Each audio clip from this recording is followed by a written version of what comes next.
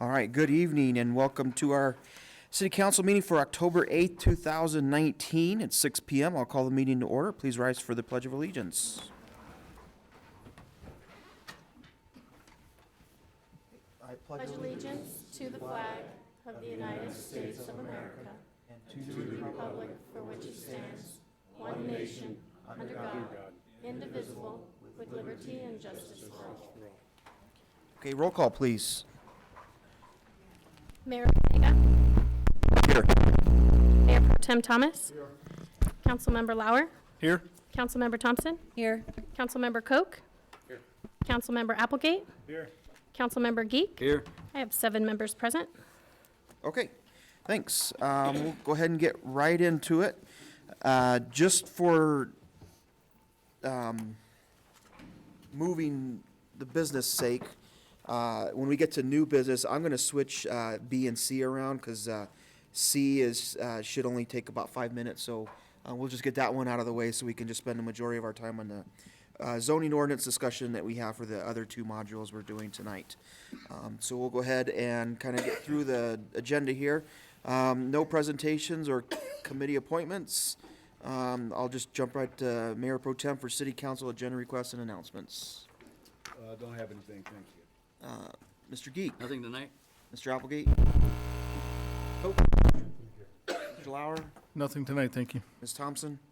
I was able to go to the Fort Carson change of command and welcome Major General McFarland as our new commanding officer over at Fort Carson. And he's already been out to Eaton Fountain. Ooh, yeah. Okay, I have nothing this evening. And so we'll go ahead and just jump right into public to be heard. Citizens may address our council on items that are not on the agenda, and we ask that you sign up with the clerk prior to the meeting. We may not have an immediate answer, but we'll try to get staff to help follow up. And out of respect for the council and others' attendance, we ask that you limit your comments to 3 minutes or less. And have Ms. St. Louis as our first speaker.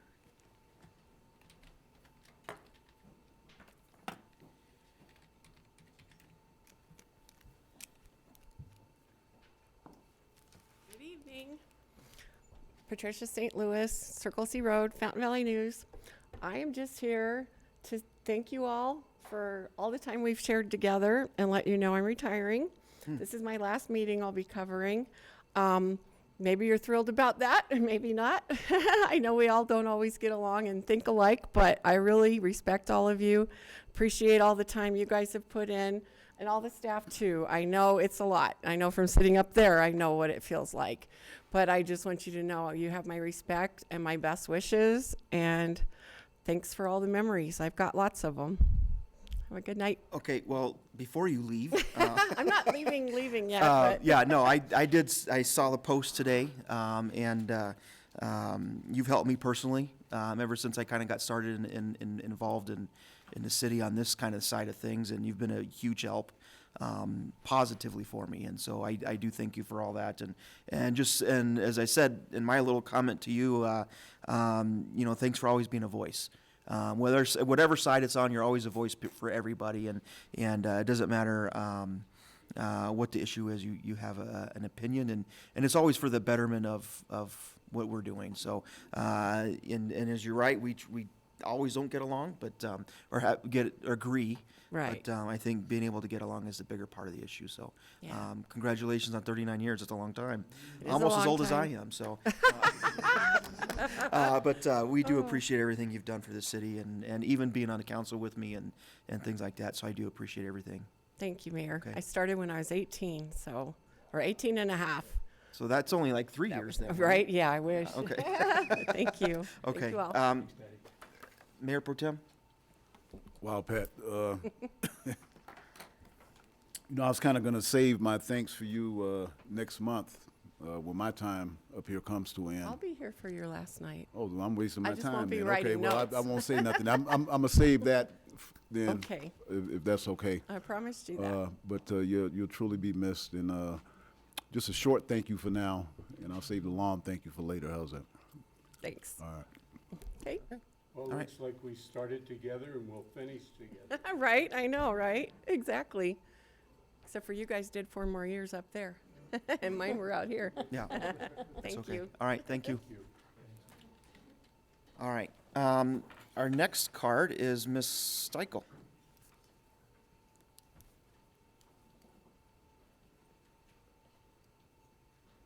Good evening. Jennifer Steckel with the Fountain Public Safety Department Auxiliary. Quite a mouthful there. So last year, the Fountain Fire Department and the Police Department came together for their annual toy drives, creating the Blue Santa Fill the Helmet. This year, we're doing that again. The auxiliaries leading that one up again this year. But we also have District 8 joining us this year. So they're going to be providing a venue and food for us, for all the families. So hopefully we can make it twice as big as it was last year. We're kicking it off a little bit early this year because we had so many applications last year. So we have made the application available online now. Later this week, we're going to have hard copies at all of the fire stations and the police station as well. One of the focuses we're going to try to lean towards this year is also hitting our special education children and families, because those are kids that the families seem to not be forgotten, but feel like they may not be included because their children do have special needs and they don't fit the norm as most people would consider it. And so we want to make sure that those families do feel welcome. They have specialized presents for those children. If it comes down to it, we'll have a sensory-friendly time for their meal as well, so they can partake in all of this and still feel like they're part of that. So since we are opening it up, we're also opening up for any donations, toy and cash donations can be either, can contact me, or you can contact the stations, fire and police stations, and we'll be able to get that taken care of. So PD's, fire department, and you, is there somewhere we can get that information out as far as? Either through the stations, Okay. either of the stations, or on, the best way is usually through Facebook. We have our own page. It's the Fountain PSD Auxiliary, so Public Safety Department Auxiliary. Okay. We do have a page, and we have the application up and running there, and myself and our vice president will be the ones to answer any questions that come through there. Okay, and will the PD and FD be posting that on your websites as well, or Facebook pages and? Okay. Okay. All right, and I actually had went out and helped last year and just kind of hung out, and you had some volunteers and stuff, so it was a great event. I think people really enjoyed just being able to come and talk to Santa, and the kids loved it, obviously. So hopefully it's successful this year. And Yeah, we had a record turnout last year. We helped over 100 family and over 200 children. And they all walked away with a personalized bag of gifts and had that holiday meal, got to meet Santa, got to meet the Grinch. He was running around. I think he was more popular than Santa last year. And that wasn't me, by the way. Yeah. No. Yeah. Because yeah. He was taller, yeah. No, thanks for doing that, and thanks to the school district for supporting and being willing to help out with that again. Very And, excited about that. what a great partnership we have with them, so. Okay. Thank you. I have a light on, Ms. Thompson. Jennifer, I know it's really fun when you don't have little kids anymore to go out and buy the dolls and the tea sets and kind of that stuff, but you probably get a lot of stuff for the little kids. Is there a certain age group that you run short on toys and some suggestions for people? There is. We, in prior years, had really just gone up to the age of 12, and last year we opened it up because it's not fair to a sibling or any student to feel like they're left out because their younger brother or sister by 1 year got presents and they didn't. So anything up to the age of 18 is what we accept. Obviously, teenagers are the harder ones to buy for. So 13 to 18 is really the hard age. We try to stay away from gift cards as much as possible, but those are the ages that need gift cards more than anything. Makeup, some of the cheaper video games are even more popular. One of the things we're doing again this year is we're selling the shirts, and a lot of those proceeds will go more towards that age group because we do get a lot of donations for the younger kids, and those are the ones that need something more, whether it be clothes or school supplies sometimes. Basketballs, footballs? Basketballs, footballs, anything sports related. So, Okay, thank you. thank you. Okay, thanks, and good luck, and let us know how we can help. Thank you so much. Okay. All right, last card tonight is Ms. Meininger.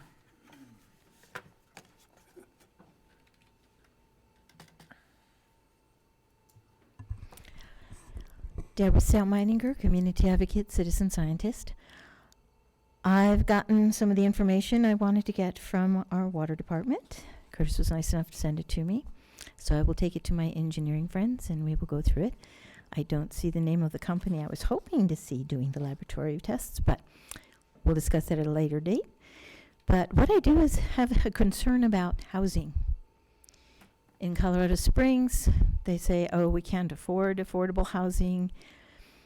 Fountain, I found that people are overlooking Fountain as a place to move when they're moving from out east because of the contamination from the fracking and from the environmental contamination and destruction of the turbines. And the ones that are moving here into towns, instead of being out there, never look at Fountain or Colorado Springs because they are both too expensive. Now, I remember 30 years ago, when I first moved down here to Fountain, it was because Colorado Springs was too expensive.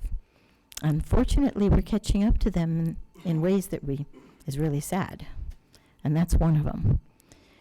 Our debts that we're accumulating for the bond debts for construction is another one. We're not quite up to almost $1 billion that they are. But if we get involved in too many very extravagant type of projects where they're supposed to be funded by other dollars, like that railroad access industrial park, they're supposed to be getting their own funding, but their own funding always seems to be, for the developers, seems to be bond loans, and they're called municipal bond loans because they're using tax dollars to get it, to pay for it. And the people end up paying forever for it in our different developments for the homes, as well as business districts, as well as projects like that. But that is a very big, iffy project. I'm sorry. That's like in the middle of nowhere. And there's not that much of a demand. If you were building it in the middle of Fountain, that would make sense, but we don't have any lots big enough for that at this time. If we had an Amtrak, that would make sense, an investment that would have a guaranteed return. I spent 10 years of my life in the Chicago area where they have Amtrak. Then you go downtown Chicago, they got the L, which is the raised line. And then they have the train that goes through the area down there, as well as the buses that run 24/7. Can't do that out here 24/7 because we don't have the ridership and concentrations enough in small areas. But those are still things we should be looking at, not something in the middle of BFE out there where it's going to be behind the hill supposedly so nobody could see it, and they're counting on construction dollars for a railroad going through Fort Carson. Some ideas are just a little too grandiose for the location that they're trying to do it in. Even though there's a space, doesn't mean it's going to be a success.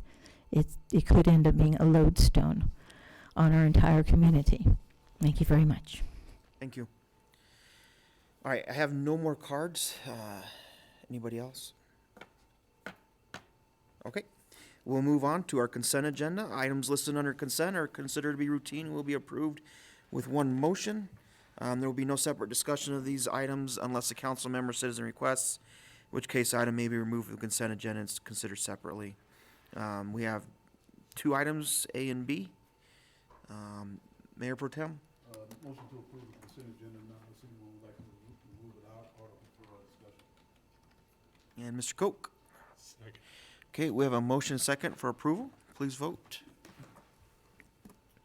7 yes, motion carried. All right. We'll skip over old business. Item 9, new business, consideration of items removed. We'll skip that one. And again, we're going to switch the B and C around. So I'm going to do item 9C, ordinance number 1739, an ordinance amending section 2.02.014 of the Fountain Municipal Code regarding the manner in which to address city council. And who is going to be doing that one? Oh.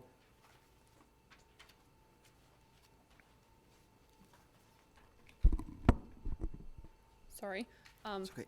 Okay, so hello, good evening, City Council and Mayor. My name is Alyssa Brinton. I'm currently a legal intern here. So I'll just kind of keep this short because I know that you all have heard this several times, and I know the mayor has touched on this quite recently and a lot. So this essentially is just an ordinance to protect the privacy of citizens. Currently, the ordinance 1433 gives citizens the right to address city council at the public to be heard section.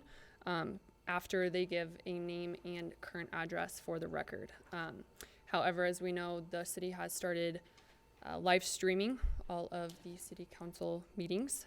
So it becomes even more important to kind of protect those citizens and their privacy. So essentially this ordinance just removes the requirement to state a current address and instead only require that they present a name for the record. Okay. Any, Mayor Pro Tem? I think that's a very good idea. However, I did have one question.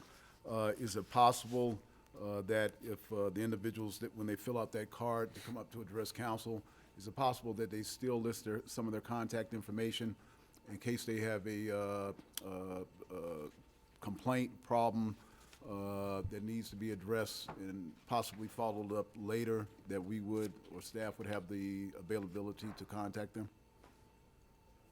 Yes, Councilman Thomas, the public's willing to give, they can give any information that they would like, written on that card or at the podium. This is just to protect the privacy of those individuals, so it's not required.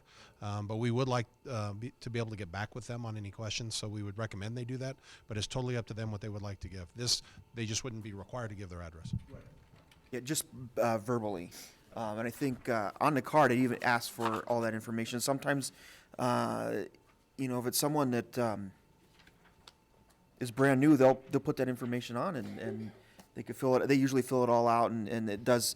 Then I can hand the card to whoever staff's going to work on that issue, and they can make that contact. And then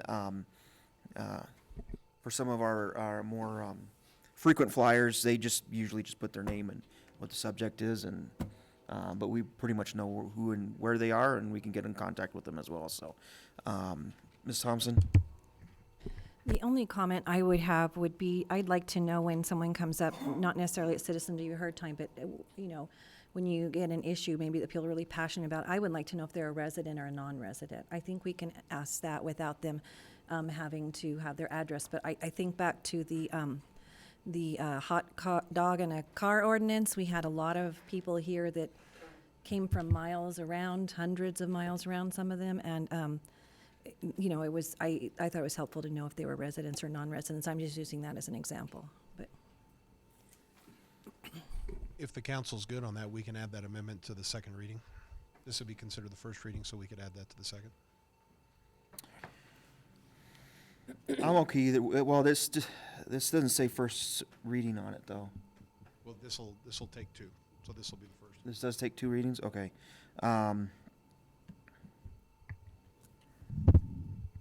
I'm okay either way. I've heard people say we need to know if they live in a city or not, and I think that was more during the pet city or the pet store ordinance is what that was.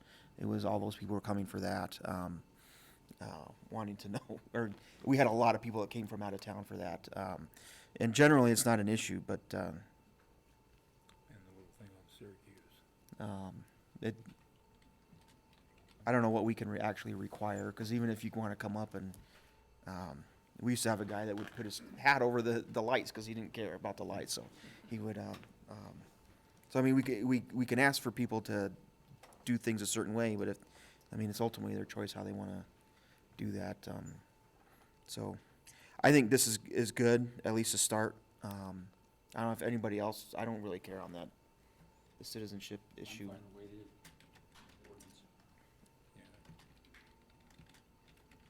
But other than that, I don't know if anybody else have it. Again, it's just really, so you're not putting your address on the live stream, just in case you came up and said something and someone wanted to come confront you about it. I think that's more the concern is in that. Ask them during discussion anyhow, if they're sitting. And again, as Todd said, if you want to give your information, you're more than welcome to.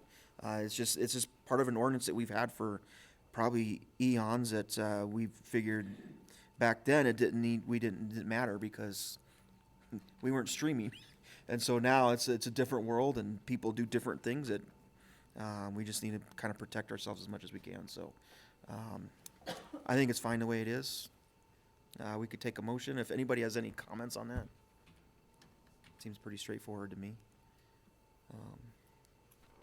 Mr. Geek? I make a motion to approve ordinance number 1739 on the first reading. Second. Okay, I have a motion and second. Please vote. I have 6 yes, 1 no. Councilmember Thompson voting no. Motion carried. Okay. Our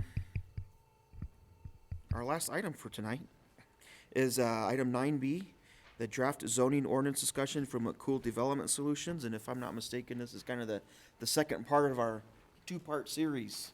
Correct.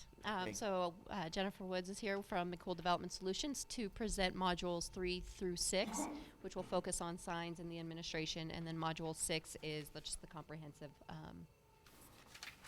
compilation of all of them. Restructuring, reorganization. Thank you. I was like, I had a presentation, but it's magic here. So, thank you. So yes, so this is parts 4 through 6. We did parts 1 through 3 back in August, mid-August. So we'll pick up from there. Just to kind of go back over some things that we touched on previously. And make sure I'm hitting the right button. That wasn't it. Is this the right remote?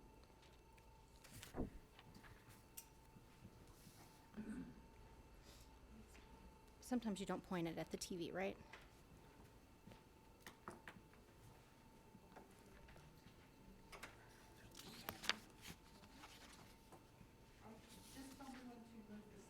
Okay. Can you move one, please? Thank you. All right. So we'll go through just kind of an overview of the project in its entirety. What we're going to talk about tonight are Module 4, which is signs, which is pretty much going to be the bulk of our conversation tonight, since we've had some recent legislation come through where we've really had to kind of modify the way we've done business and kind of change the way we think about signs and regulating signs. And then we'll go through administration and procedures, which basically are sections of the code that dictate how we process certain kinds of applications, how we interpret the code, and who in the code does what, albeit from your building official to your code enforcement officers, right?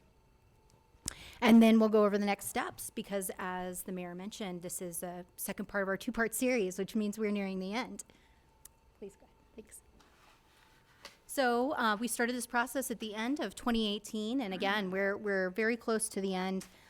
We had opened up our discussion drafts to public comments mid-July to mid-August, but I like to say that until you have formally voted on these amendments, then that the public obviously is able to comment up until that time. So that doesn't mean that there's not still opportunities for the public to interject and provide comments.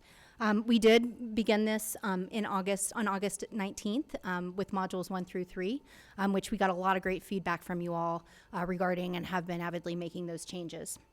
We also have spoken with the Planning Commission about modules 1 through 3 since then as well. And we will go back a little later this month and talk to them about the modules we're going to discuss with you tonight as well.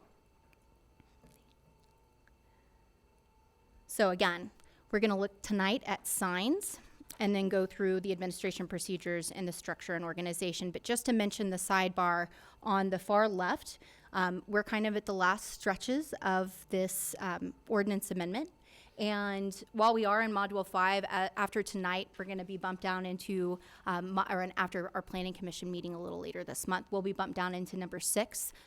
We'll be drafting up the public hearing draft of these documents, incorporating all of the public comments that we've received, all of yours and the Planning Commission's comments we've received, and hopefully what is a final document that you can act on.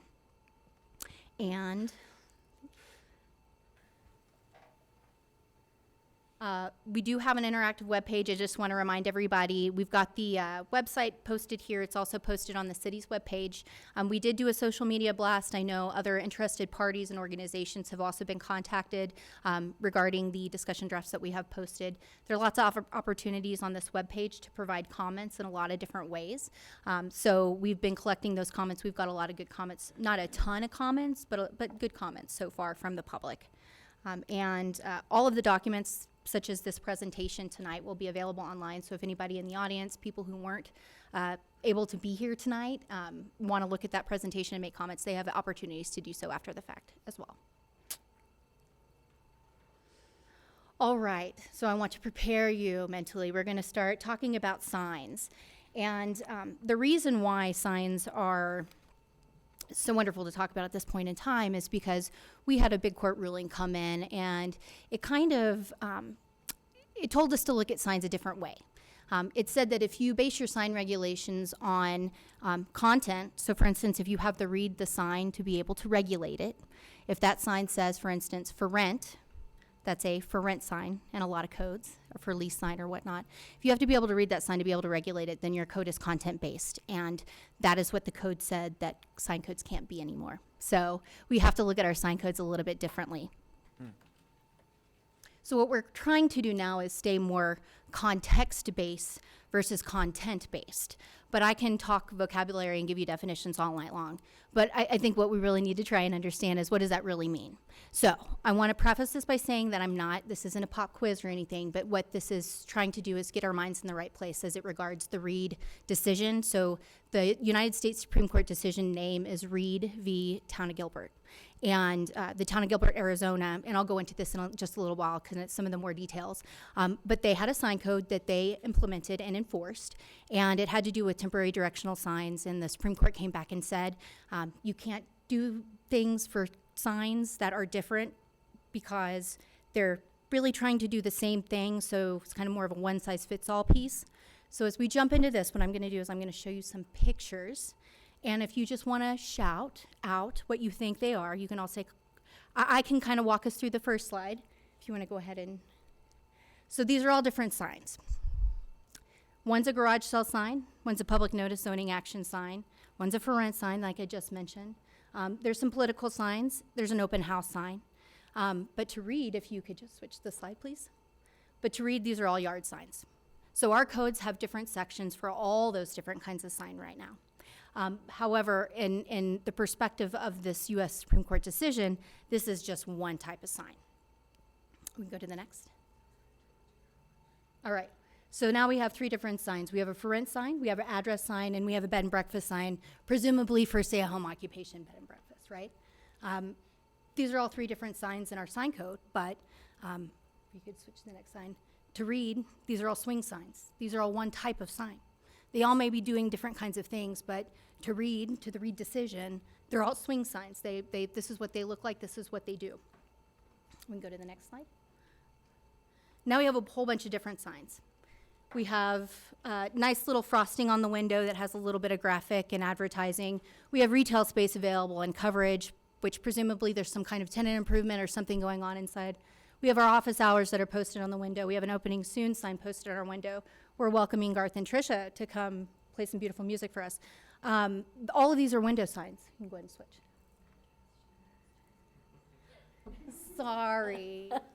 I really wasn't trying to pop quiz you guys. But this was really more to kind of get our brains in the right place when it comes to the Reed decision. You can go ahead and switch to the next slide, thanks. What happened with Reed was they had, just to be a little specific, but I am kind of going to take the high level with this particular slide because it has a lot of legal ease. But Gilbert Sign Code had temporary directional signs for all kinds of different uses. They were all kinds of different sizes, and they had all different kinds of durations associated with them. If I wanted to have a church service and I wanted to advertise that for my Sunday service, I could only have that sign up for a day, and I had to remove it basically right after the service was over. But in the town of Gilbert, if I was a real estate agent and I wanted to post my property for sale, I could do so the same size of sign. I could have that sign out there until I sold the property. So it's a little bit different. And the Supreme Court basically came back and said you can't do that. So here we are.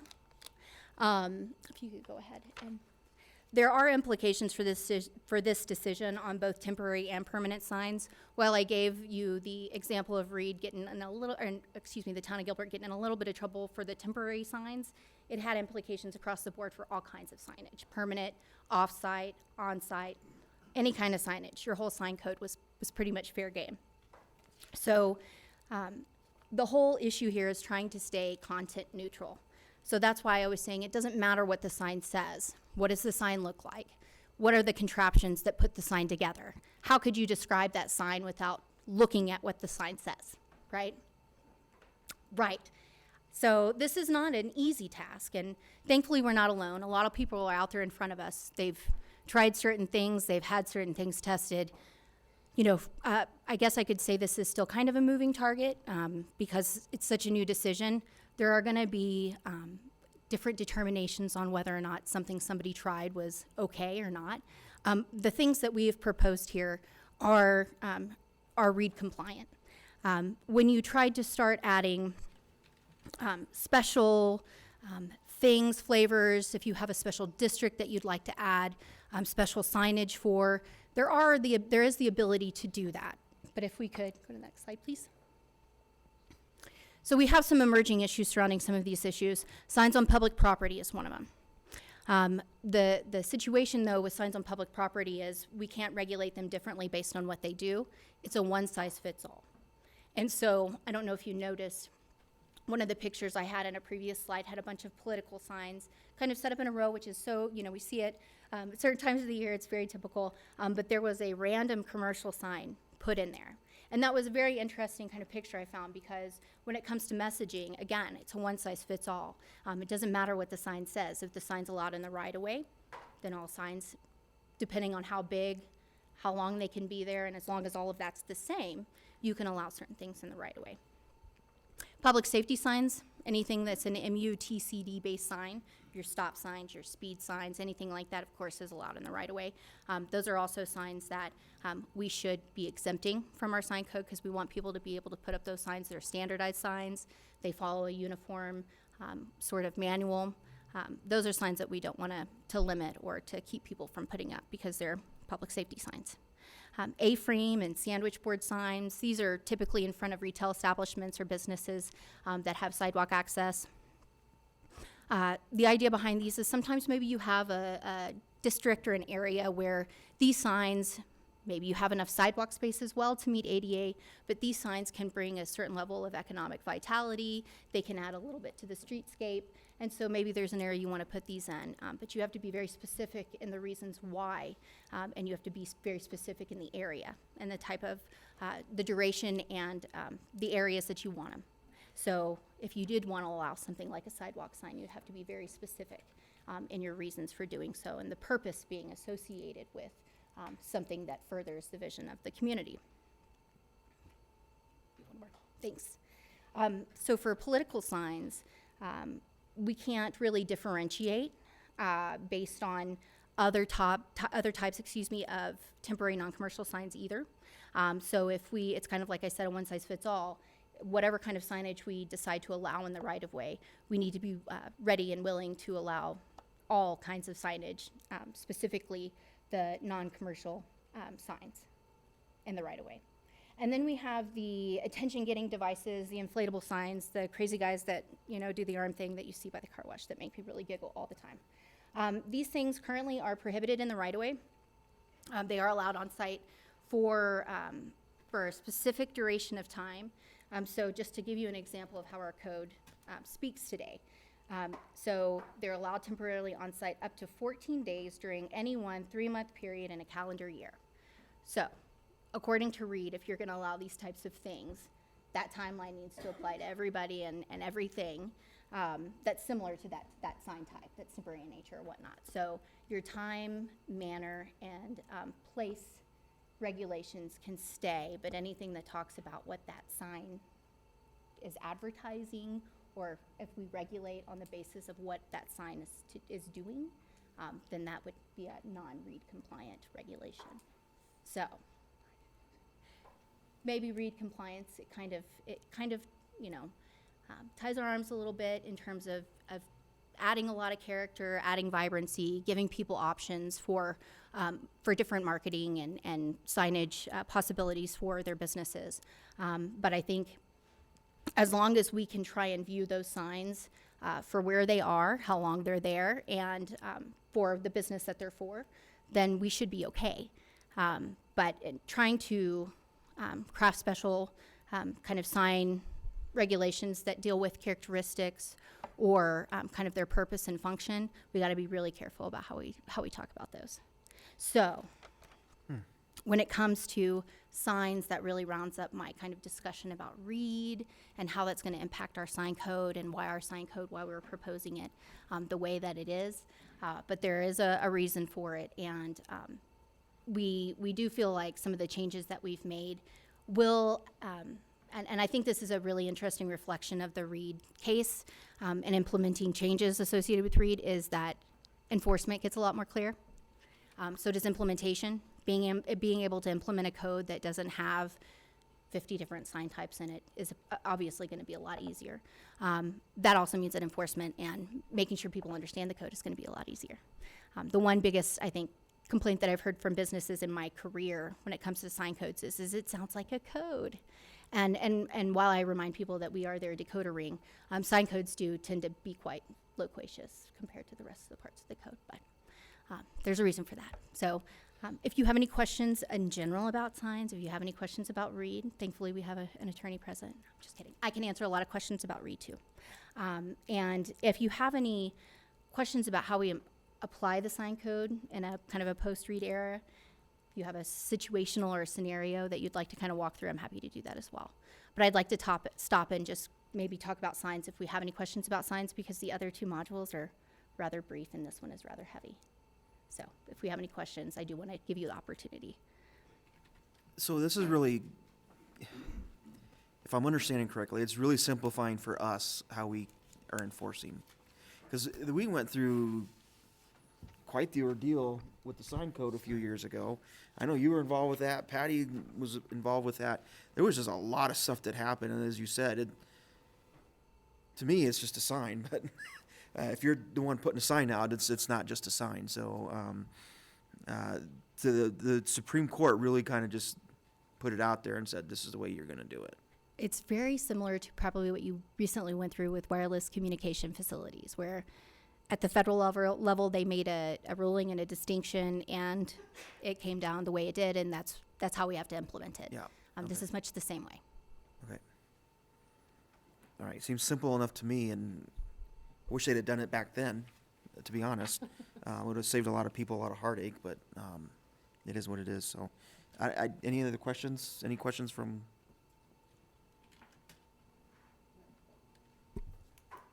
What you're saying is that you either allow a sign that says anything on it in the public right away, which could be polite or it could be not polite, or because you can't manage the content of it, or you don't allow signs on public right-of-ways. Is that pretty much the simplified?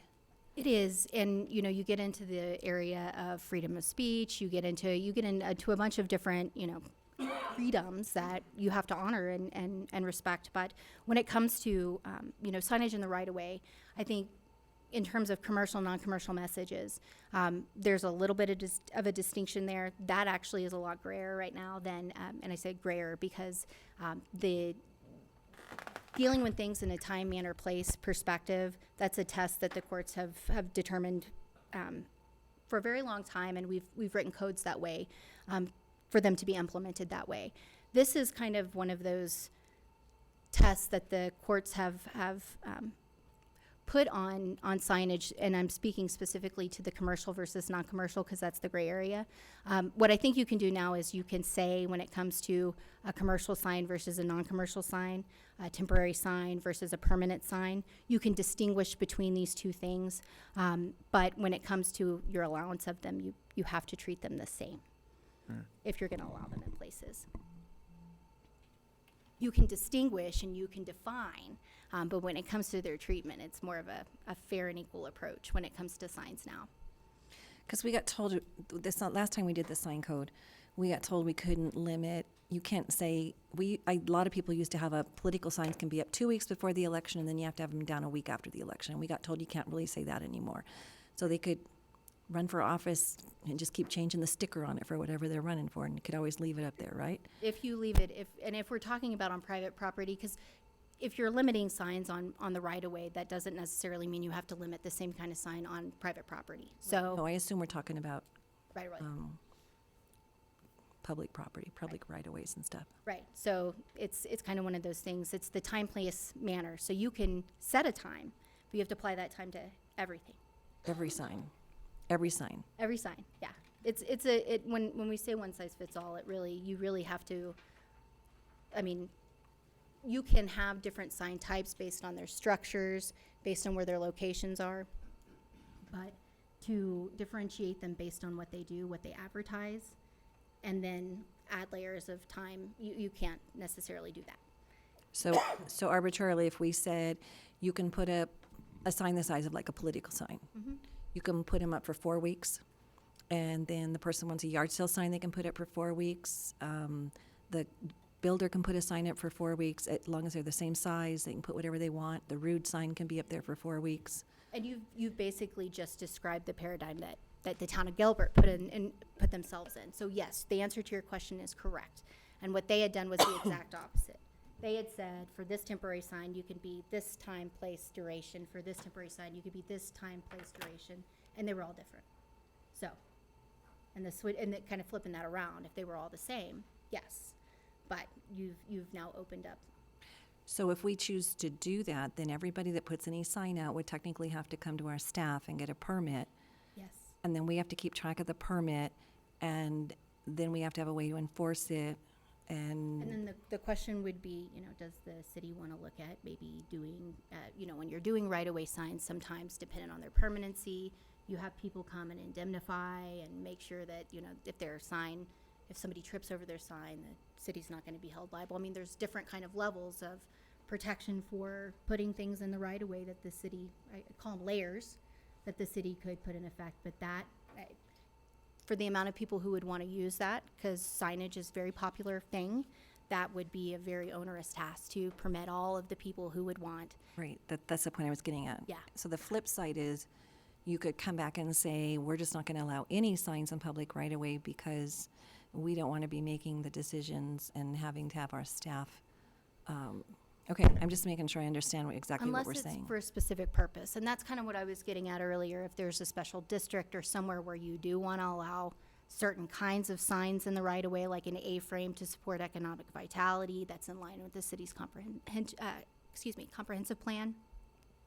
There's different ways to do that. But if you're kind of looking for a way to allow a couple different kinds of signs that could be like other kinds of signs that maybe you don't want to allow, there wouldn't be a way to kind of differentiate between those or to filter them out. Okay, is City Hall considered private property? Like we put the banners out there to advertise for the sports program signups, or fire department puts one for the Labor Day dance out there, change your clocks, change your batteries, that kind of stuff. Is that, So are those City Hall public would be on- right-of-ways, or are those private city property? So it's public property, but I think it's looked at a little bit differently than right-of-way. It's city real property versus city right-of-way. But either way, it's public property, The policy could be on right-of-way versus public property, and if you had areas that you wanted to allow signage because you allow special events in those places, that's a different kind of thing than if you would allow them on the street right-of-ways. Like a little speaking public square, they can stick all their signs in this one little spot, huh? You're talking like a public speech area or something like that. That's an interesting question. That's also got some time limitations to it, and the question would be, are people holding the signs, or, because there's different regulations for those things too. We can look at a little further into what some distinctions would be when you have signage for special events on city real property versus when they're actually in the street. We have other things that we look for in terms of safety and, visibility and people being able to see through intersections and stuff when it comes to signs in the right of way. They're apples and oranges. They're still fruit. They're still, they still are fruit, but they are a little bit different when it comes to the regulatory approach. Government purpose signs, that's what I kind of specified a little earlier. If signs are meant for a government purpose, if the city has a festival that the city sponsors and you put signs over the street or something like that to signify when and where you're going to have this, those are a little bit different because they do support some level of economic development or economic vitality purpose for the city. So we can kind of look into see if we can differentiate so that it's very clear to people when you can have signs on public property versus the milieu of signs that could be allowed on public right-of-way. Okay, right. And I'll have that for you when we come back with your public draft. Okay, any other questions on signs? All right, He's just standing, I think he wants to come up, but come on. Yes.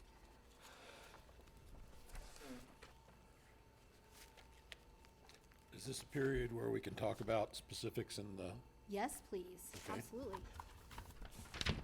section 17-1240, prohibited signs? Item D. Sorry, Gordon Rick, forgot. Signs located on vehicles or trailers parked in the public right-of-way or public property or on private property so as to be visible from the public right-of-way. So, as I understand this prohibited sign, Councilmember Applegate, if he put a for sale sign on his car and parked it in his driveway, he would be in violation of the ordinance. And I don't have, I got a problem with saying what you can do on your own property. That's just me, but I don't think that's right. Maybe this needs to be differentiated a little more, because I think this may be talking to like actual advertising on vehicles. But you definitely are, you hit the nail on the head. We need to highlight that. Okay, thank you. Thank you. thanks.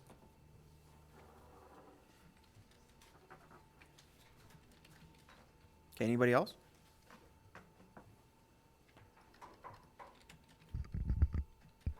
Okay, I'd just like to clarify one thing. Is Go ahead. there's the consensus of, do we want to allow signs in the public right away or do we not? So we know which direction to go in drafting the regulations. how, I guess, How would you know that? currently we let them right now for what? Like, what are some examples right now? Garage or any signs can be placed in the public right away with a revocable permit from Friday at noon to Monday at noon. We have special event signs, we have separate garage sale signs, we have separate Open house. open house wayfinding real estate signs. signs. It's a variety of different timeframes. Political signs, yeah. That each have a different time frame associated with them, which is what we can't do with the Reed decision. So it's kind of we allow them in the right of way, any types of signs for a certain time period, and it applies universally, regardless of what the sign says, or you essentially don't. It's kind of a simplified version of Reed when it comes to public right of way.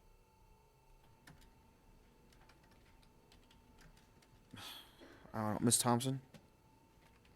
Yeah. I'm not answering your question yet. That's okay. My brain was going another direction.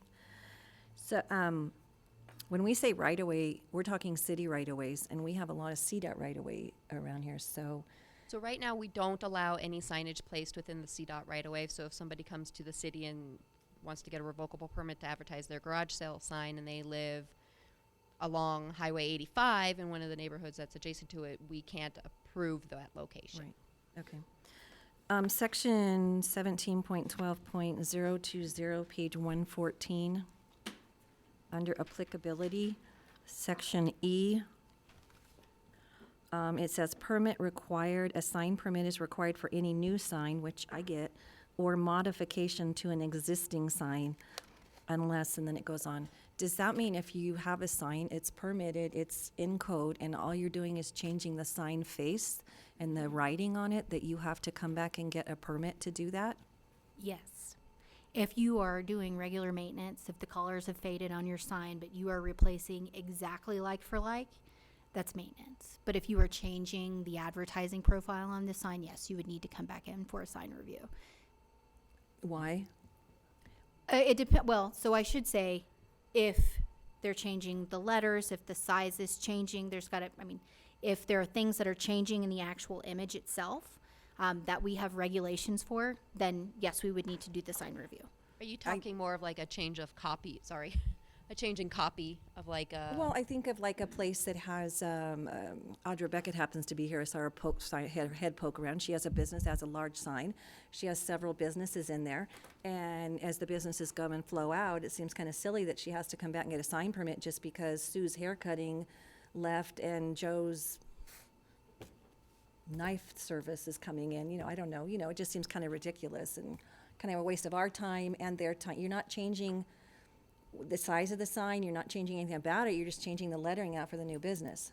I think if it's something that's been captured in a master sign package, that they would be able to kind of slide things in and out, because frames would be set, what they could do with that signage would be set already, and so that wouldn't This could be interpreted for somebody to say they're modifying the sign. Well, when you're changing the framing of it, is when it's considered a modification. But if you're literally sliding the pylon paneling out and sliding a new pylon paneling in of the exact same size, that's considered a true change in copy and probably would not be Right. subject to a regulation. But something recently was, we had a business up at the markets at Mesa Ridge who literally changed their same sign. The business never changed, but they took their entire sign down and put an entirely different sign back up. Well, you're talking about they put a new sign cam on it? Well, that's different. I'm And so talking that's what about that's somebody who's talking just about. If it's a- like when the Salvation Army went out and the Shandy So if Clinic you're came not in. changing the frame, which is the exterior part of it, or any of the brackets or anything, that's okay. But when you're taking down the cabinets and modifying the cabinets or adding new cabinets or doing something like that, then yes, that's considered a modification. But if a bulb breaks or burns out and Right. you're replacing the bulb, that's just considered routine maintenance, similar to sliding out a pylon, putting in a new pylon. But she said earlier, if you're changing the wording on it or the color or something, Well, I mean, you if would have to. the way that I think I was trying to describe it is if you are changing the sign. So if it's a completely different sign you're putting in, and we're talking about the sign. I mean, I'm talking about like the advertising part of it, right? And that is a sign change. If it's a different size, but like Chrissy was saying, if you're sticking it in the same structure, the face of the sign isn't changing in size. Your lighting isn't changing in its nature. And I think that's a real benefit of especially shopping centers who do a master sign package that makes it really, a lot more simple for their tenants to. Right, but we need, and usually when you have a master, you have somebody who understands signs. So we're trying desperately in the south end of the town to fill some of these older businesses. And so I want to make sure we're not putting an extra layer on to these ones that we're trying to get people to fill, that just because they're changing out the front of the sign or the name of the business, that, they don't necessarily have to come in and get a whole new sign permit for it, so. Yeah, and we ask a lot of questions when they do come in, what kind of modifications they're making, what's changing on the sign, and use a judgment and some professional. And we'll make, for the applicability section, we'll make sure that's more clear. I mean, if you had a question on it, then Right. Anybody who's implementing the sign code at some point in the future when we're not here anymore may have the same question. So we want to make sure that's clear. Okay, and so then, in that same section, if you go to letter H, where it says sign permits are required for temporary signs as followed, and number 1, a sign permit is required for all temporary signs located in non-residential zone districts, is that something we would be looking at getting rid of? Well, so temporary signs would still be allowed on, say private property. So if I wanted to have my, I'm having a sidewalk, or not a sidewalk sale, but I'm having a 40% off everything sale, that's still a temporary sign that I think, potentially businesses would still want to have. So it's not something, on right away, I think that maybe we may be asking for clarification if those kinds of signs we would want. Yeah, because I think we talked about this before, where if somebody, like you said, just wants to have a sidewalk sale because it's the end of the season and they got too many T-shirts, they shouldn't have to come down and pull a sign permit as long as they're not blocking the sidewalk. We need to make this as easy for our smaller businesses as possible. And I think the way we've got it written is anything that's under, I think it's 6 square feet. I need to double check on that as we're talking this out. But 6 square feet should be, and as long as it's not something that's, isn't under the list of prohibited signs, it doesn't blink, it doesn't flash, it doesn't distract drivers, it doesn't do bad things, that those signs should be allowed to exist without having needing a full-blown permit, because they're meant to be assistive to the site.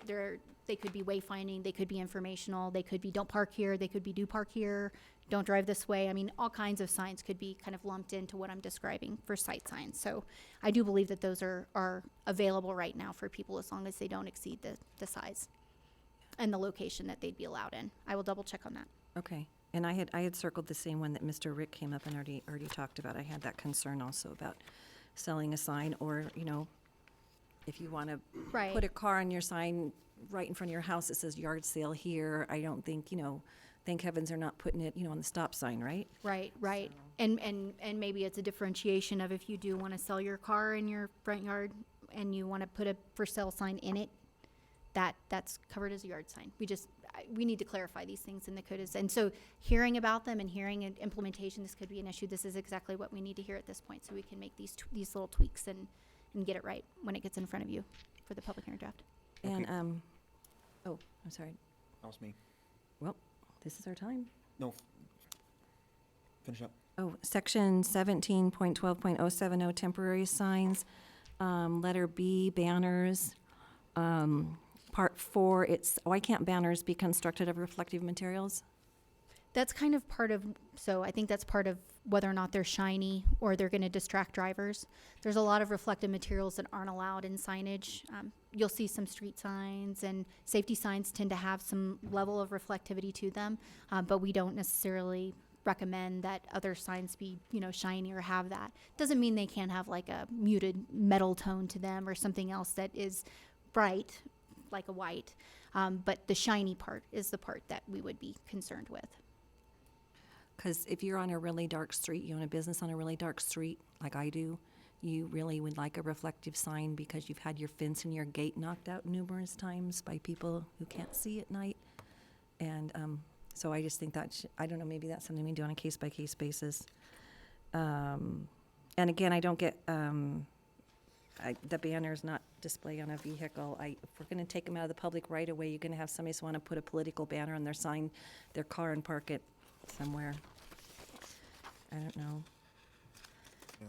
And, okay, I had a question on, or I don't know if we're here yet, Christy, I might be ahead. Page 136, section 17.12.090, definitions specific to signs when, number 9, under A, where it's talking about a mural, a picture or graphic illustration applied directly to a wall or building that contains no text.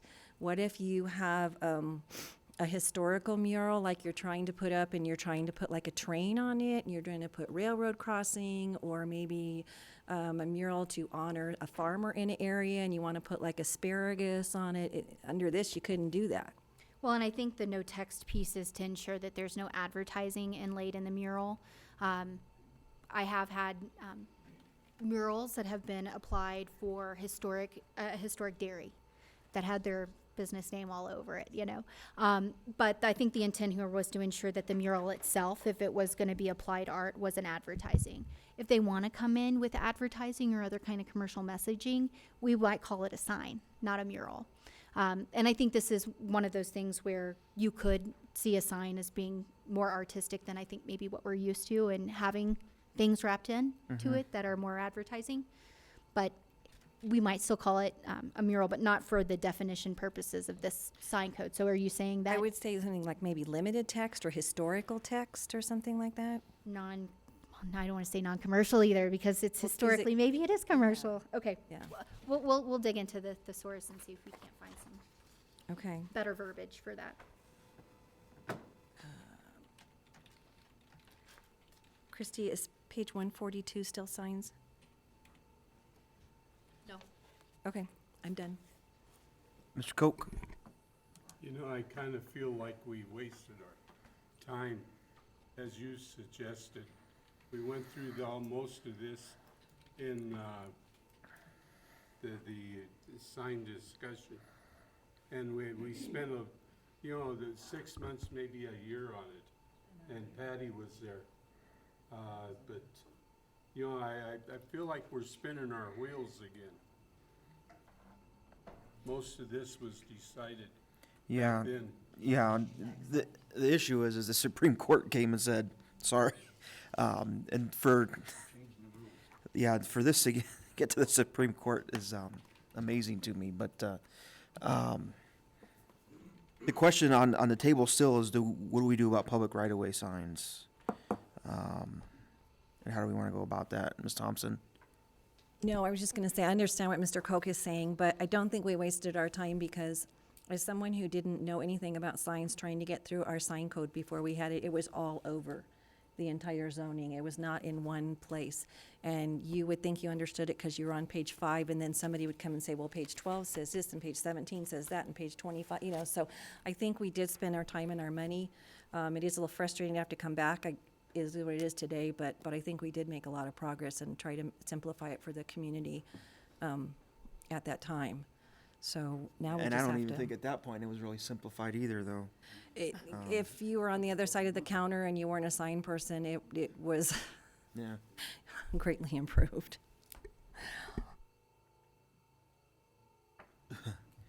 So currently we do. I know in CDOT right away we don't. But I've seen signs in CDOT right away. Is CDOT coming and pulling those? They told us they do. Whether they actually do or not, I don't know.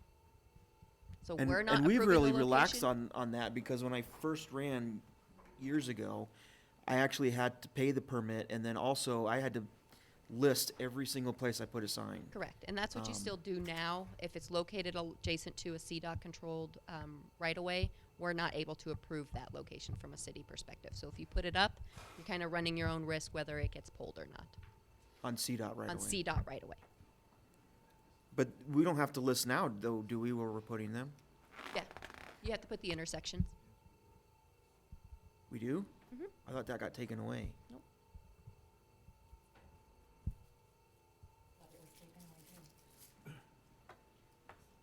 You still have to identify the location of where you're placing the sign in the right-of-way. It's typically the cross street, so if you're going to say Fountain Mesa in Ohio, you don't ask the specific corner, but it just says Fountain Mesa, Ohio intersection. Okay.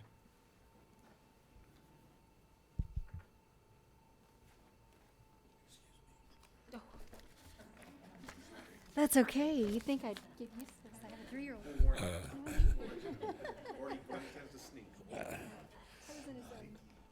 Military teaches you stealth, right? That's right. Okay. You get an A.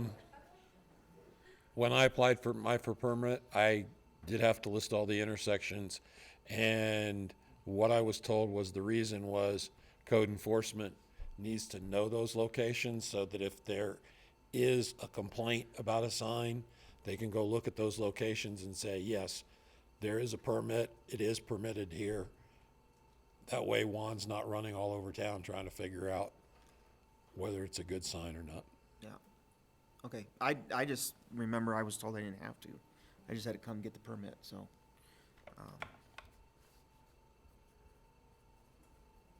We have another question coming. Just me. Thank you. Fran Carrick. I have a question on the mural. The coffee shop has had a mural for years. And she told me that when they covered that over and wanted to put another one up, they were denied. Colorado Springs has lots of murals. Did she say why they were denied? No, she did, well, she just said they were denied. She came to have the mural painted, and It may have been that she was advertising her business, which in the current regulations stipulates that that's not allowed with the mural, because then it becomes an advertising device. why couldn't they just in 10 words or less, why can't they advertise that? Why can't it be advertised? The sign code restricts it to a certain % of the building that could be covered with, I mean, for lack of better description, you go by the beer places and the entire store is covered inside and out with murals. That's Yeah. what we're trying to avoid. Yeah. And so probably to put a mural on that large side of it with the advertising of her name on it would constitute a greater part of the building, too much of the building being taken up. But if she wanted to put a mural on it, there was just a beautiful large cup of coffee with steam coming out of it or something. That is that approved. might have been approved. Would that be correct? But Okay. when the minute she wanted to start writing Okay. her name on it, it was too much of a percentage of the building in advertising. Okay. That would be my guess. Good description, yes. So if it's not Okay. advertising the business, you just want to paint a picture of a flag or whatever it is. Or a cup of coffee. Or a cup of coffee, or- that would be okay. But as soon as you say the coffee shop, whatever the name is, that becomes the advertising device for the business. And if she has a logo, is that logo allowed to be painted on the building? That's what we were just kind of So that's still a discussing. sign, and it would need to meet the requirements that were just described. So if it was, it took up a certain size of the building, depending on what the cumulative sign areas that were allowed, it just would need to meet the sign code. So in this particular case, I can't say yes to your answer unless it, So like, say she wanted to put that logo of a certain size, so it's only a percentage of the entire building, then she wouldn't be able to put her, she might not be able to put her name on the front or the back, or put her A-frame sign out front, because she would be over the limit of the percentage of advertising allowed. So, I mean, I would think a giant coffee cup with steam coming out of the top would pretty much cover, this is a coffee shop. I mean, but, you know, but once she starts actually putting the words on there, then that's where she probably, it may have, you know, gone out of And the. this is from the Supreme Court, no, that's the current sign code that we're talking about. So this is that the city of Fountain has. currently. The city. And that's why we're discussing some of the changes that I, yeah. Oh, okay, okay, So- gotcha. And I don't think that the intent would be to discourage art either. You know, that's something that provides a lot. It can cover up blank walls. It can utilize a lot of really good things. So, but the advertising piece was the important part there. Just making sure if anybody else wants to come up. I've got eyes in the back of my head now. I've taken a lot of notes on signage. I think we can provide information on if there's any other places that have tried to do free speech areas that kind of just allow any kind of sign, including political signs or what may be in certain areas. But for signs in the right of way, it's really you know, a policy it's going to have to take, you know, it's going to have to be created in the code if we're gonna be allowing signs in the right of way or not. So I think just trying to get some clarification on how we'd like that public draft to kind of turn out when it comes to that specific item would be what we're looking for. Okay.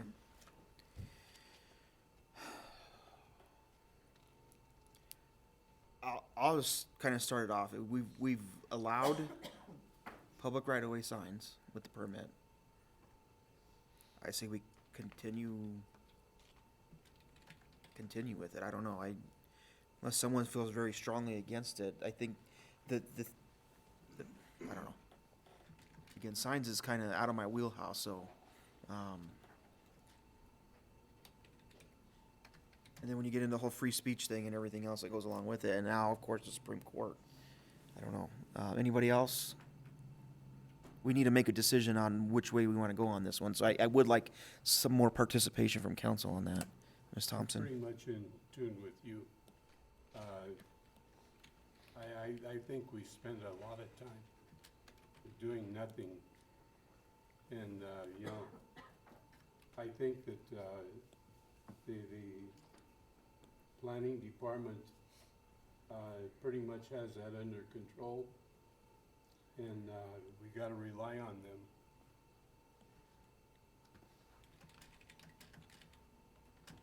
Okay, Ms. Thompson, go ahead. Oh, your light was on. Anybody else? We have a time frame on signs in the right of way. It would have to be for everybody now, so. No, I think the choice on the table is prohibit or not, and that's all read compliant, whatever you decide. But how would you judge, how would you know a time frame? You'd have to mark that sign at a date or something, or somebody would have to go by and, Well, it's based on their permit. that would be really hard. I'm okay with when. So leaving it public, open to the public right away. You got a permit? As long as you get a permit, yeah, I agree. Yeah, I think so too. You couldn't check time. Ms. Thompson? If you open it up to anybody can have a sign up there for any length of time that can say anything, because I agree with Richard, I think it would be extremely difficult to permit them for a month or whatever, and then how do you go, we don't have staff time to go back and look at them. I know part of the reasons for limiting the time of the snipe signs from Friday evening to Monday morning was to kind of, for lack of a better description, protect some of our businesses in town, because it's not real fair if, especially in this day and age of everybody ordering everything online, cook at home, put signs out in front of restaurants and different businesses, or Tools R Us in Colorado Springs starts advertising up in front of, another tool store that's down here, and that makes it really hard. And I think we have to consider all of that, because we're trying hard to get businesses to come to Fountain and people to shop in Fountain, not have a ton of signs all over Highway 85 directing them up to Colorado Springs to buy things. And I think we really need to think, I'd love to hear from some more citizens on this. I'm hoping this will get out online, but, I don't want to lean towards a permit and a time, because I think that's too hard on our staff. But I think we really need to think hard. Now we're used to the political signs go up for a couple of months and then they disappear, people take them down, and then we kind of get our city back. Look at what our city looked like after the last 2 hailstorms. It was horrible. There was thousands of signs from non-licensed people from out of state that had no business doing business in our city or our county, and we had the right to go pick them up after a while. But I don't want my city to look like that all the time. And so I think we really need to think seriously about how we're trying to have our city look to the community at large. But I also want to respect the right that I think, there are times when people want to put their signs out. But if you went out to Ohio and Jimmy Camp Road after the hailstorms, there was 1,000 signs out there. And at that, your brain's exhausted at that point. And I don't think anybody wants to see our city look like that all the time. And so I don't know. I'd like to hear from some, my email is sthompson@fountaincolorado.org. I would really like to hear from some people about what they want their city to look like, how they want it to present to people that are driving through here, visitors, people who are moving to our city, businesses. I'd like to hear from business people, what they think of Colorado Springs or Pueblo businesses advertising, in front of their businesses. And if we can't control how long they're up, then do you put a determination in there when they start to look ratty? And then now that's a subjective thing. Banners we have in there that if they're ripped, torn, or faded, but how do you put that on there for some of these signs? So I would really like to hear from the citizens, because I just think we really need to think long-term on this and how our city could potentially look if we allow just anything and everything without a permit, without any restrictions on it, and which are getting really difficult to do. I understand that. So sthompson@fountaincolorado.org, please send me your opinion on what you think about this, because I think this is a really, really tough issue. I don't think I just think it's complicated. That's to say the least. It is very. Yeah, and I'm looking at the comments on the module, and no one is commenting on that piece of it, you know what I mean? But you're right, I hate the election season because of all the millions of signs that go up, and I was guilty of putting mine out too. I couldn't wait to get them up, because it gets old after a while. So I don't know if anybody else has any comment on.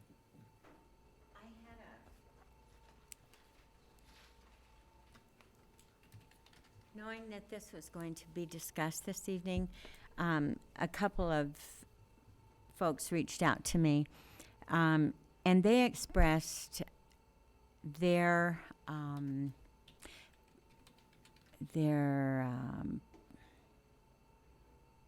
they like what they see in Old Colorado City. They like the flags, they like the banners, they like the sidewalk table signs. It looks festive. And I kind of see that if we could ever get downtown revitalized. I could see something like that. And I've had questions since I've been here about signage on the side of a building, if they could have poetry written on the side of a building, like the Martin Building, or we're not calling it the Martin Building.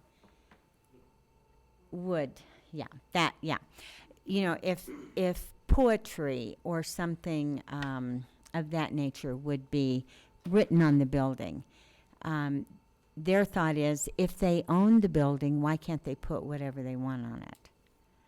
But I presume it's because it's an ordinance in the city that prohibits that. But I believe, in speaking with planning, these things can be negotiated. Is that right? What do you mean negotiated? Like, If somebody came in and variance? she wanted to do the coffee shop thing all over it, Mm-hmm. you know, and then they would say to her probably, then you can't put your name on the front, you can't put it on the back, you can't, you know, that kind Right. of stuff. And, yeah. No. I had no idea signs were such a big deal. I had no idea. I had no idea Supreme Court was involved. My God. I mean, that's I amazing. mean, for a town to get that far, Yeah. I mean, It was, Yeah. it was over a church, wasn't it? A church brought this forward, yeah. Okay. Okay. one more. Sneak 'em. We'll put Gordon bells Rick. on them next time. I'll bring my tap shoes. Councilmember Thompson, what I would tell you is, when it comes to public right-of-way signs, I kind of view them as a necessary evil. Okay? We don't want political signs everywhere, but for people to make a choice, they have to see who's out there that's running, and one of the ways we do it is signs. Same thing with the hail. There's, We're only talking public right away, so there's no regulation that you couldn't contact 50 people and get them put in their front yards, you know. You gotta make friends with the people who live on the corner houses, you know. absolutely. But The hailstorm. Yes, there were contractors that shouldn't have been out there, but there were also valid contractors who were trying to follow the law and trying to generate business by putting up signs. I'm not talking about whether they're licensed to be here or not. I'm talking about the look. Do you want that potentially to be all over your city all the time with no restrictions on how many can be there, how long they can be there, and what they can say? Isn't there a permit process right now? Yes. Right now, there's a permit process with timeframes, but the Supreme Court took that right away from municipalities to regulate. We don't have a permit process then. No, we have a permit process that regulates how long certain signs can be in the right-of-way. So right now, if we wanted to allow them in the right-of-way, we could do so, but it would apply universally, which would then go on to staff to regulate when that sign was placed in the right-of-way, how long it's been up there, and when it needs to come down. You know, right now, when I was one of the first people probably that pulled snipe sign permit, because I was on the thing.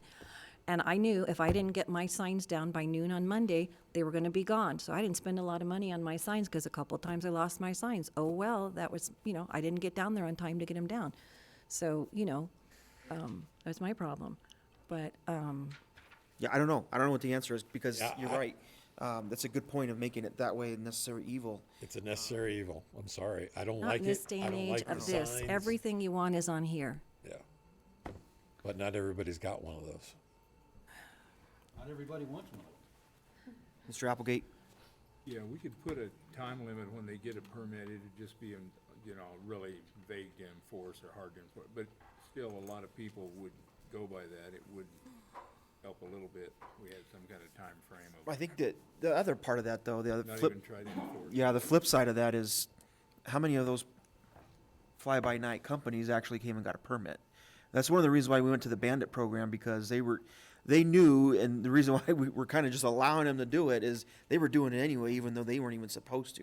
But they knew Juan wasn't out Saturday morning through Sunday morning or Sunday evening pulling signs. So you'd see those guys out there late Friday putting them all out, and then there's someone, I mean, it's good money, I imagine, to do that, but they were out. So we kind of figured out a way to at least regulate it a bit. But and I think even if we have these, if we say no public right-of-way signs, we're still going to get them.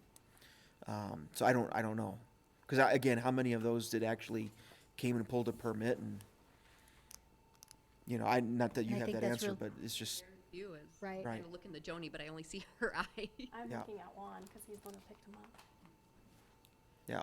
So Mr. Rick said they're evil, but in the can we hold off on that decision a little bit and see if anybody wants to contact us through whatever, or if we get more comments and I don't know, No final decision is made until you choose to make one, so. Yeah. We've still got the public hearing draft discussions to have. We'll have our discussion with planning commission as well and have that opportunity to take public comment as well as through the webpage. So I think Okay. we have absolutely more time. Okay. I think if we wait a little bit and if it's not imperative, we have that decision tonight, Mayor Pro Tem. Yeah, I would prefer to wait as well, and the reason I say that, when we go back, Gabe, myself, Jim, and Patty, I mean, that was a big deal. I spent And you, yeah, that's right, you were behind the scenes on that, working on that. And what really shocked me going through that process is how emotional a lot of people got. And so I think we would, since we'd be rushing to judgment to sit here, you know, I think we should give people an opportunity. And that's why I really don't have nothing to say right now, because I think I'm still in shock with when we first looked at that, like the chickens and a couple other things that we've experienced over the past few years. But, yeah. Good point. Yeah, let's wait and move on to the next. We And didn't that is change no way an anything with the endorsement animal for regulation. chicken signs either, so. The chickens off, Yeah. and it was a very big deal. 90% of the sign code went through when we made the changes, fine, until we actually got to the speech and the text and that probably took a couple of different council sessions, and people were very passionate about their view, and I think that's great, be passionate about your view. And that's why I'm kind of saying I would love to hear from some more people and the rest of you, because So I guess the question on the table, and if you have an opinion and want to share that, either get onto the website and you can comment there, or contact somebody. And do we allow them in public right away or not? So, okay, so we're gonna close the book on signs for now. Is that correct? I do And believe you'll hit so. the other- That's what I've heard. Other modules? Okay. Yes. And the other modules, like I said, are really, really quick. So we've got administration and procedures. So we've clarified, we've gotten a lot of great guidance from staff and from, basically utilizing these processes and understanding where they might need to be tweaked and changed. So we clarified and simplified the processes associated with interpretations and enforcement of the zoning ordinance. And we added and deleted some definitions. This is the module that houses all the definitions for the entire code, which is why it's at the end, because you can't figure out what definitions you need until you've gone through the entire code. So we've added a lot of definitions to help clarify terminology that's existing in the code. We added new terminology for things that we've had to add it for legal purposes, and tried to really do our best to supplement the development regulations with additional definitions. As a planner, definitions are kind of the source of all. So if you don't know how to answer or interpret something, you go straight to the definition. So they're really, even though they're definitions, they're probably one of the most important sections of the code. And I say that, I know I'm a dorky planner, but it is a very important section of the code. So we did try to beef that up. And then at the very end, which is actually the entire code now, we've revamped the way it looks. We revamped kind of where things are located in it. We moved things around based on where they made the most sense. We also, made some grammar edits, made some non-substantive edits that are more of a, maybe we use a different a verb differently, but it just makes it more clear. We also cross-reference links throughout the code. So if you're in a particular section and you need to go back, you can just click within the document itself. It's very easy to move around it now. So you don't have to be all the way in definitions and need to be back up in chapter 1. It's easy to move around in it. And that would conclude my presentation on the module drafts. I think I mentioned this a little earlier. We're on step 5, moving into the public hearing drafts. So we'll be with the Planning Commission here in a couple weeks. And then we'll be back in front of you after we go to the Planning Commission for recommendation on the public hearing drafts for 2 reads, first and a second read. Okay, and I looked at the time frame. Are we still looking December for first reading? Yes, I believe so. Yes. Okay. November or December for the And first so that would reading. be a new council. Correct. So those of you who are out there and possibility on the new council, I would really get on here and research this piece. And anybody who may have a comment or not, please go to the Planning Commission. Hear what they have to say and add input there as well. Right. and get a hold of anybody as well. Any other questions on this? Any questions from public?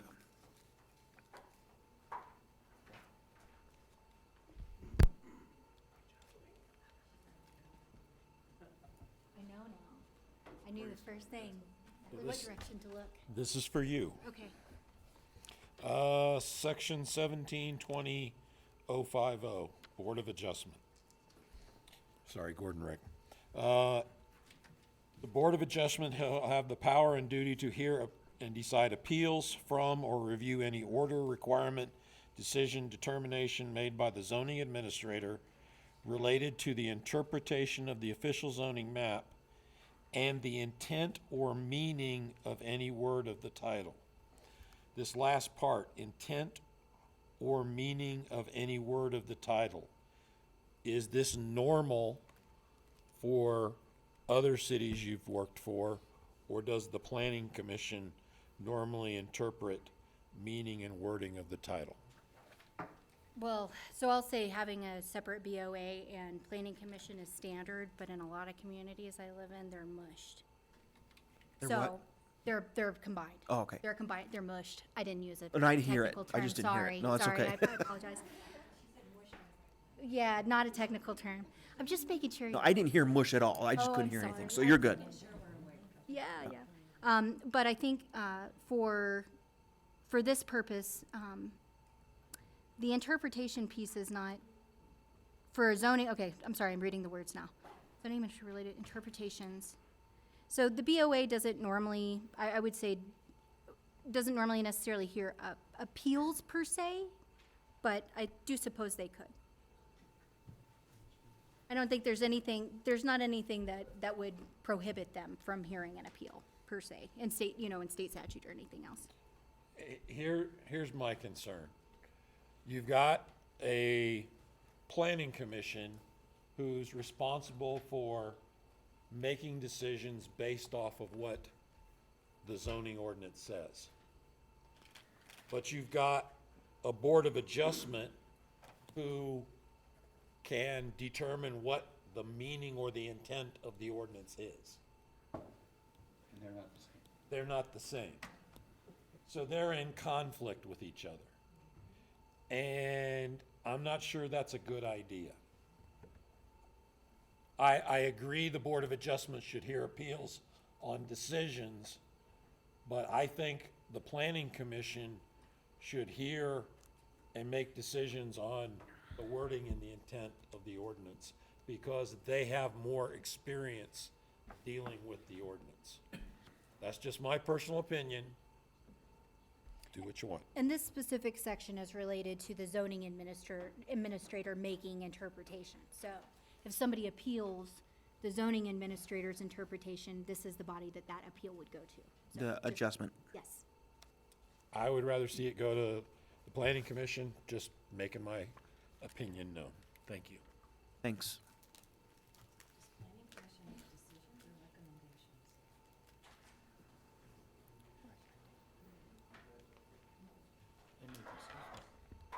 Yeah, I think it may depend on the action. yeah.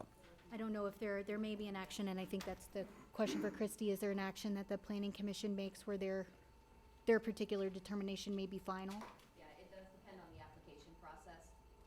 Sometimes the planning commission is the final say with an appeal to city council, but there's other times where it's just a recommendation to city council.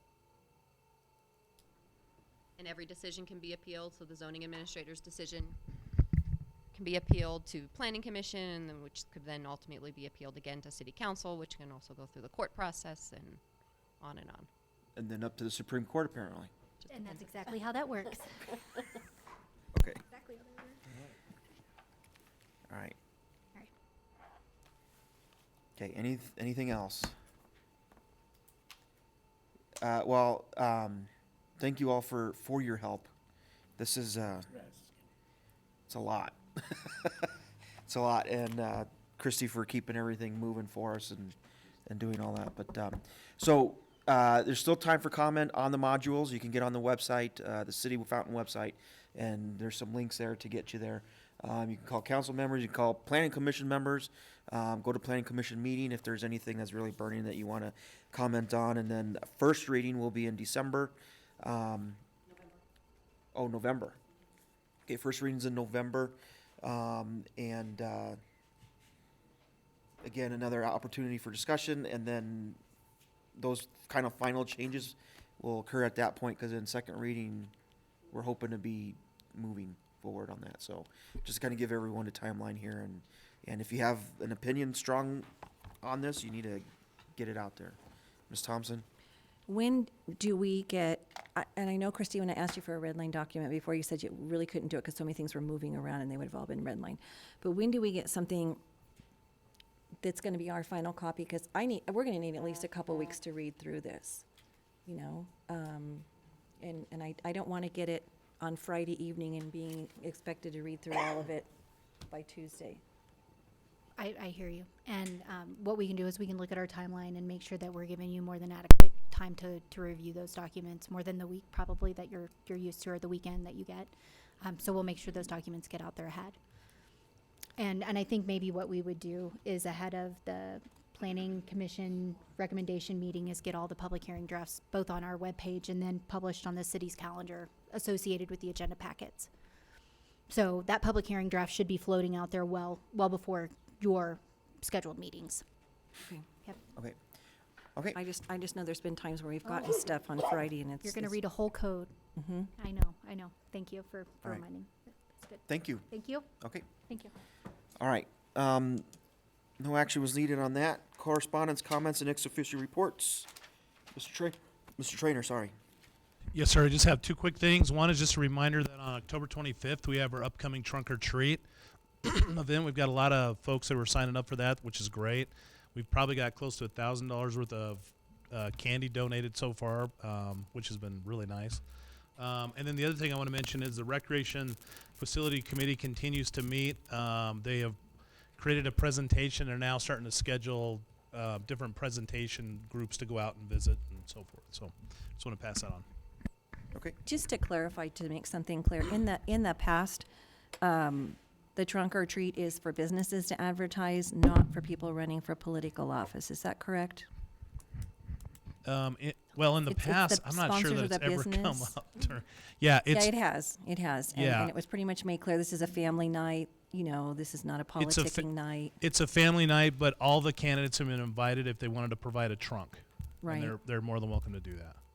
Okay.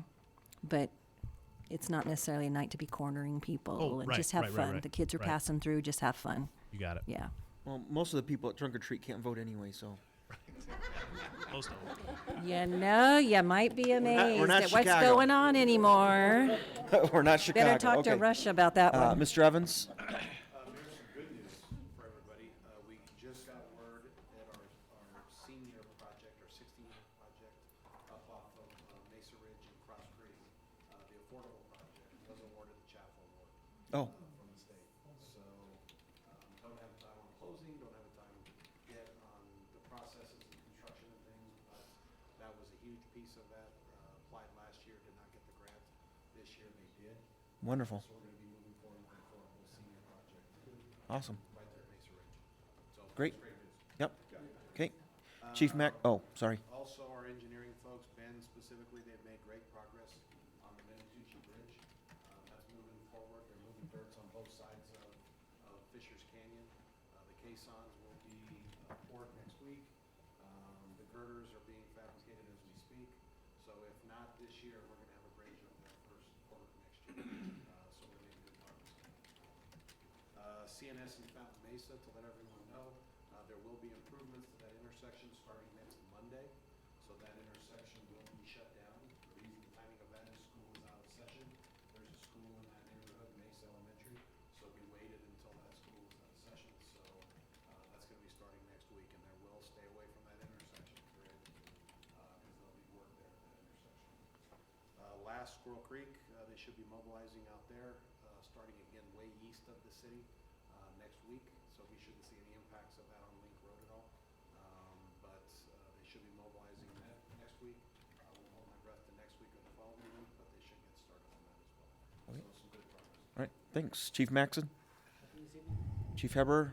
Just very briefly, Mr. Mayor, we were able to see the Commanding General this week at the law enforcement breakfast.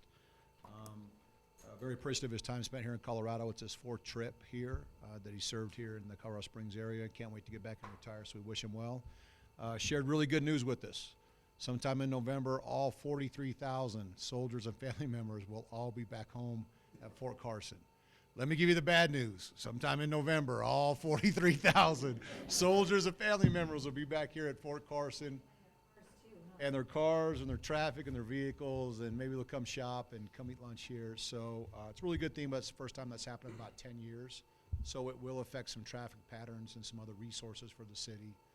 We'll keep an eye on it and monitor it, but overall, that's good news. So just want to let everybody know because there'll be some changes. Okay. Yeah, hopefully we won't do that. We won't repeat history. Right.